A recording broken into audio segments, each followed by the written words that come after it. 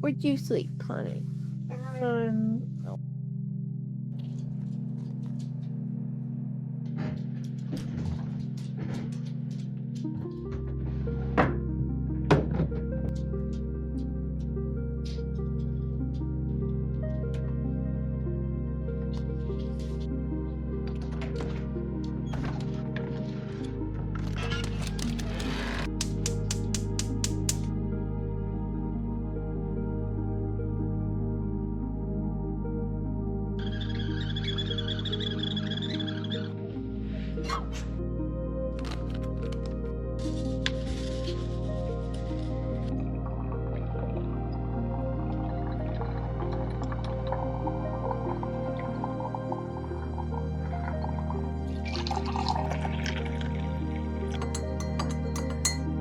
Are you ready for coffee?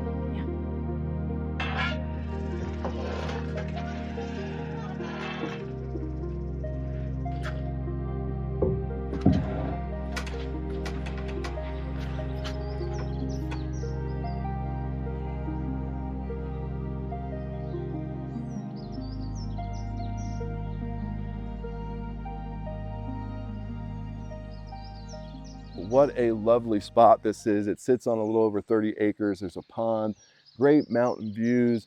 Those mountains over there actually still have snow on them.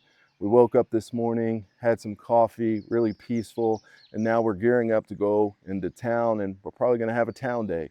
So we'll explore Main Street, we'll catch the parade at noon. I do have an update, probably won't make the rodeo. Reason for that is they have 3 different rodeos with the grand finale on the 4th.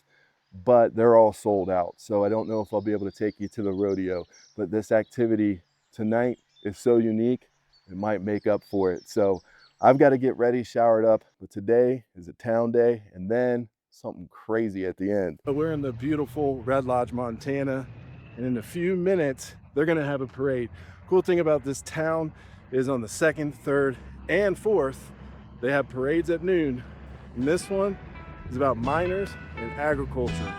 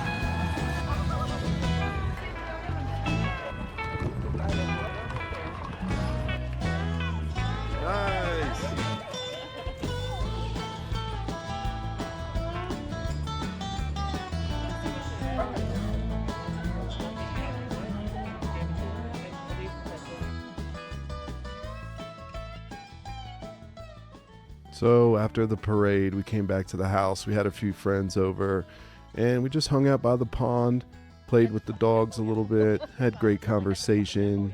And of course, the dogs had a ball in the pond all weekend, really.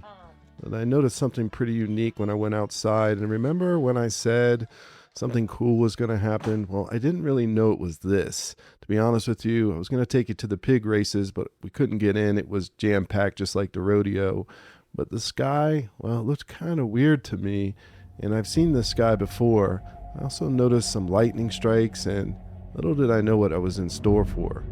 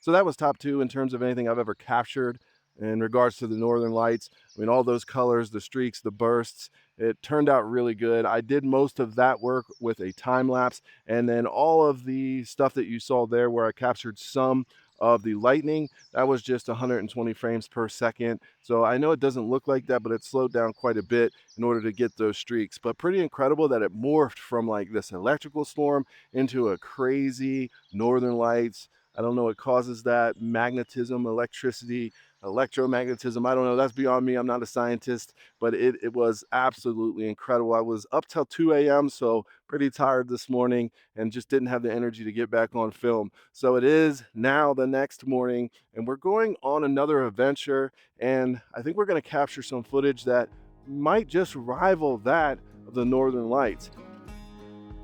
Some roads take you somewhere. The Beartooth Highway makes you feel like you've climbed into a whole nother world. Rising out of Red Lodge, Montana, the highway twists through forest, cliffs, switchbacks, Alpine Tundra, snowfields, and mountain lakes, before dropping towards Cook City and Yellowstone's northeast entrance. But before it was a scenic drive, this was an indigenous homeland. The Ascaloke, or Crow Nation, knew these mountains as part of their landscape, a place of travel, hunting, memory, and survival. The name Beartooth comes from a jagged mountain feature said to resemble the tooth of a bear. It's fitting for a name for this country that is so steep, high, and unforgiving. In the early 1900s, Red Lodge was a mining town, looking for a new future. A road over the Beartooth could connect them to Yellowstone and help open the region to tourism. Construction began during the Great Depression. Workers blasted through rock, carved through switchbacks into steep slopes, and built across high alpine terrain where snow, wind, cold, and thin air made every mile difficult. The highway officially opened on June 14, 1936. Almost immediately, it became more than just a road. Near Beartooth Pass, the route reaches almost 11,000 feet. Up there, the trees disappear. The views stretch for miles, and the landscape still feels wild, even from behind a windshield. This is the magic of the Beartooth Highway. It makes the high country accessible without making it feel tame. Today, the road is still shaped by the mountains. Snow, ice, rock slides, and weather decide when it opens and when it closes. Every year, crews fight to keep it passable. Driving it now means traveling through layers of history: indigenous homeland, mining history, Depression-era engineering, one of the most dramatic landscapes in the American West. The Beartooth Highway doesn't just connect Red Lodge to Yellowstone. It reminds you how small you are and how powerful the mountains still remain.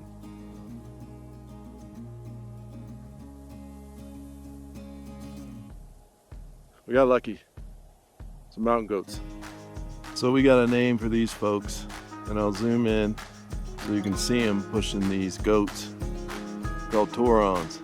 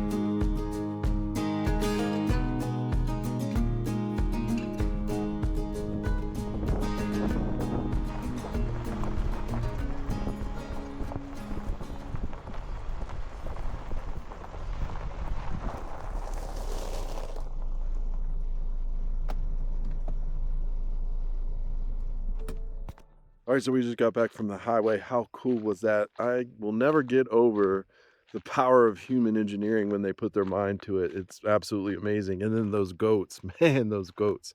Now, I did a pretty good job of labeling there what was shot on the Insta360 Luna Ultra and the zoom there. But even if you go into the 12X, that's like 200 mm. That wasn't enough for those mountain goats. So I did have to bust out my full frame with my 400 mm zoom lens. So, that kind of brings up the question for me, can this replace my full frame? Probably not in some instances, but in most instances, I think it might be able to do it. Now, I did run into some little quirks here and there, but yeah, that's to be expected on Gen 1 stuff. But the only other thing I can say is I'm a little bit worried. I've filmed everything in iLog and all automatic because I don't have ND filters yet. And I've heard some horror stories about the iLog. I'm also dark right now. It's like pretty much dusk. It looks a lot lighter on the screen, but I'm not using pure video mode. I'll have to test that out. This will give you an idea of how well it does in iLog in fairly low light. This is a lot darker than it probably looks on that screen, but I am tired. I'm gonna do these time lapses. I'm gonna go to bed, man. Watch a TV show like a good old American on the 4th of July instead of going to see some fireworks. So my dogs are deathly afraid of fireworks, so I'm not gonna put them through that. But yeah, I guess we're getting old now. It's what, 10 o'clock, but I'm going to bed, folks.